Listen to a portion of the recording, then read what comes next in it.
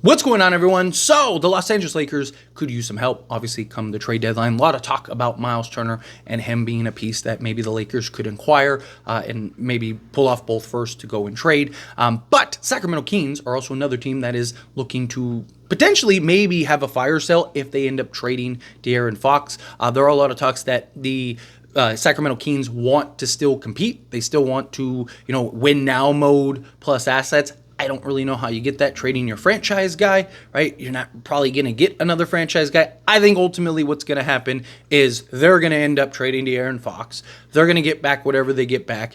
And then they're probably going to end up having to trade some of these other guys, Sabonis, Demar Derozan, and maybe a Malik Monk, right? Malik Monk could make some sense for the Los Angeles Lakers, especially in that six-man role coming off the bench, being that consistency scorer. Lakers bench has been atrocious. Lakers bench has been terrible in the offensive department. And most of the bench pieces you look at now are all kind of defensive pieces, right? And I do think the Lakers are going to, especially now with Anthony Davis being out for an extended period, at least a week, if not more. Lakers, I do imagine, are going to take their time with Anthony Davis, aren't going to rush Anthony Davis back. The Lakers could go get a guy like a Miles Turner or something like that. Could they then pivot to maybe go look to bring in a Malik Monk, right? Some of the priorities that the Lakers have going in the trade deadline is a center that could play alongside, an Anthony Davis, and then as well as getting some type of guard depth, somebody that can take pressure off of Reeves and LeBron at the, ball handling duties, playmaking duties, and if you can get a guy that can score the basketball, that could help. Somebody like a Malik Monk kind of solves all those things, right? Now, could you still get Malik Monk if you were to go pull off a Miles Turner trade? Yes, you could. So the Los Angeles Lakers would have to send out about $17.5 million. So Malik Monk is making $17.4 million right now, and he makes $18.7 million and then $20.1 million, and then he has a player option of $21.5 million. So definitely would have some money tied up long term, but you could do something where you could package, depending on what gets sent out. Let's say it's like a Rui and a Jackson Hayes gets sent out for, a Miles Turner. Well, then you could then go take a Gabe Vincent, Jalen Hood-Schifino, and a Christian Wood. That gets you to about what you need for a Malik Monk. You also would have the salary space that you need to fill out a rest. Because remember, Lakers were able to clear off, I think it's like $3.5 million. So because you need to fill out the rest of the roster, because you're bringing in two guys, you're sending out like five, so you need to fill out 3 roster spots. But you'd also clear a little change in the Turner deal, a little change in the Malik Monk deal. So you should have enough to go get those 3 guys that you need to get. Everything's prorated, right? So you'd be fine in that regard. You'd be able to bring in whatever other pieces, maybe bring in like a Jemison and then go find kind of like another guard on the free agency market, or kind of look to the buyout market. Keep in mind, though, because I see a lot of people that are like, just wait for Bruce Brown or Lonzo Ball to get bought out. Lakers can't sign anybody via buyout that's making more than $13 million. So it's something you got to keep in mind, right? See a lot of people that are like, oh, when this guy gets bought out, or this guy gets bought out, or this guy gets bought out, and they're all making 20 plus million, right? No team that is an apron team can go and sign those guys, right? Lakers are our first apron team. They cannot bring on anybody making more than the mid-level exception, which is around $13 million. Now, that doesn't mean that there won't be guys that get bought out and vets and stuff like that potentially get bought out that maybe you could bring on.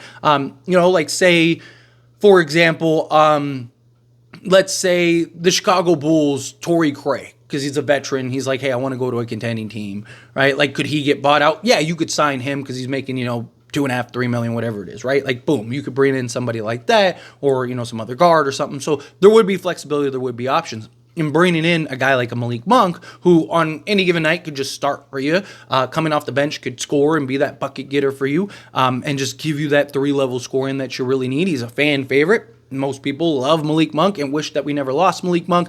Now, another thing about losing Malik Monk, because I see a lot of, again, kind of like, oh, why did we let Malik Monk go? We didn't have a choice. When we signed him, it was always going to be that 1 year, right? Because the Lakers just didn't have the cap space to sign him. Malik Monk went to the Lakers that year to get the contract that he got with Sacramento. That was the entire idea, right? He bet on himself. That's why it was such a shock. It was like, man, we got this guy for a vet minimum, right? Like, how did this happen?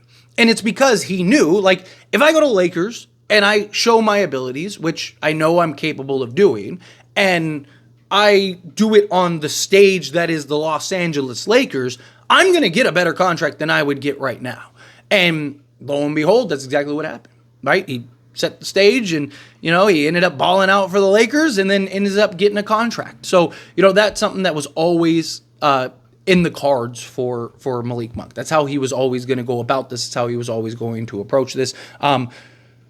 There are concerns, defensively, obviously, with the Malik Monk and Austin Reeves. I don't know how much you could play the two of them together. That could be a bit of a concern. Now, maybe you could go with a Jared Vanderbilt and have a Dorian Finney-Smith and then, an Anthony Davis out there if you had the two of them, right? So that way at least you have the defensive pieces, and then Monk and Reeves along with AD can kind of be your offensive input, right? That could be something that you look at. But, if you could add him, he's still 26 years old. He's still very young. Problem is can you get him without giving up first, right? What is the market for him? Because you got to keep in mind, as much as we all like a guy in a Malik Monk, he's undersized, right? He's not this great defensive guy.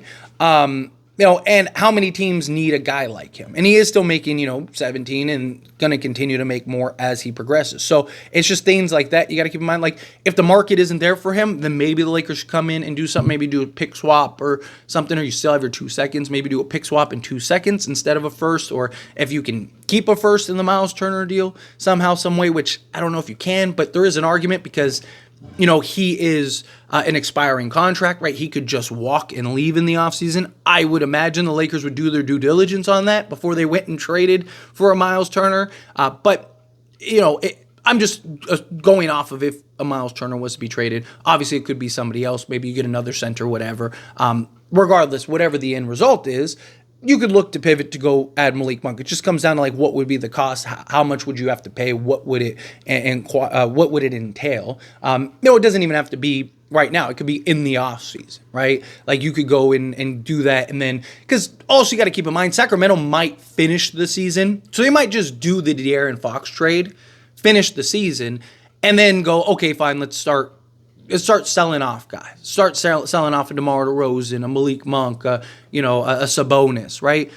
Which I think all those guys are guys that you can make an argument for with the Lakers. Now, obviously, if the Lakers get a Miles Turner or something like that, then stay away from a Sabonis. But beyond that, you could maybe look to add one of the, DeMar DeRozan or, again, a Malik Monk, maybe in the offseason. But so far this season, 38 games played. He started in 25 of them. He's averaging just under 32 minutes per game. He's shooting 44.8% from the floor on 14.4 attempts. He is shooting 33.3% from three-point range on 6.9 attempts. He's a career 35% three-point shooter, so he hasn't been a great, efficient three-point shooter.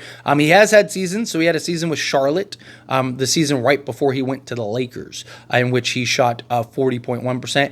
And with the Lakers on 5.8 attempts, shot 39%. He slotted alongside LeBron James and Anthony Davis at that time. So, and he was that was the terrible year with Westbrook and all the old guys, where he was kind of the one bright spot. So, if he could do that then, and given those circumstances, could he do it now with the Lakers and LeBron and AD and Reeves and guys like that? I do think it's possible, but he's shooting 55.4% from two-point range on 7.5 attempts. He has an EFG of 52.8% from the floor.